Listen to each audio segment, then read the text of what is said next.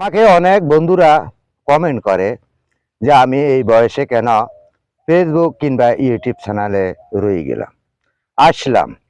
প্রিয় বন্ধুগণ, আমার ফেলে আসা অনেক দুঃখ যন্ত্রণা আমি ভোগ করেছি।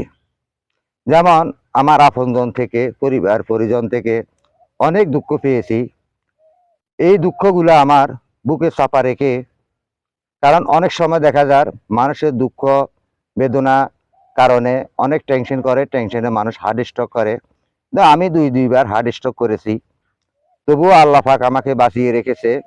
ডাক্তার আমাকে বলছে হাসি খুশি থাকার জন্যে, তাই হাসি খুশি থাকার জন্য আমি বেছে নিয়েছি ইউটিউব চ্যানেল ও ফেসবুক। অনেক সময় মুখে হাসি রেখে অনেক রকমের বিনোদন দিয়ে, অনেক রকমের আনন্দ দিয়ে আমি আমার ফেলে আসা দিনগুলার যে দুঃখ বেদনা এগুলা ভুলে যেতে চাই। কারণ রাত্র যখন নিশি হয় তখন কিন্তু আমার সেই ফেলে আসা দিনগুলার কথা মনে উঠে, তখন কিন্তু অনেক কষ্ট লাগে, তখন নিজের বুকের ভিতরে শিউরি উঠে, নিজের কাছে খারাপ লাগে।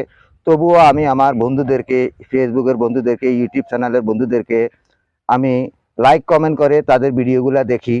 তাই তো আমি কোনো রকম আমি সেটা ভুলে যাচ্ছি। অনেক সময় দেখা যায় এগুলা দেখতে দেখতে আমার ঘুমের ভাব চলে আসে, তখন আমি ঘুমিয়ে পড়ি।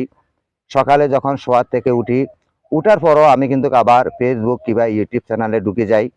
তাহলে আমার ওই দিনগুলা কিন্তু আর মনে উঠে না। কারণ সেই দিনগুলা যদি মনে উঠে তাহলে নিজের কাছে অনেক কষ্ট লাগে, অনেক কষ্টদায়ক, অনেক বেদনাদায়ক।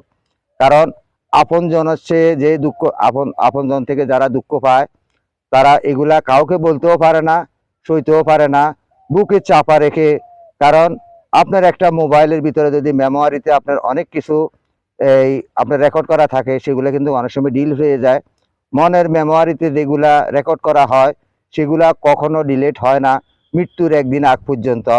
তাই আমি আপনাদেরকে হাসি মুখে কথা বলি সব সময়, কিন্তু আমার বুকের ভিতরে দাবানলের আগুন জ্বলতেছে, কিন্তু সেটা কেউ দেখে না, কেউ বুঝে না, কিন্তু আমি কাউকে বুঝতে দিও না।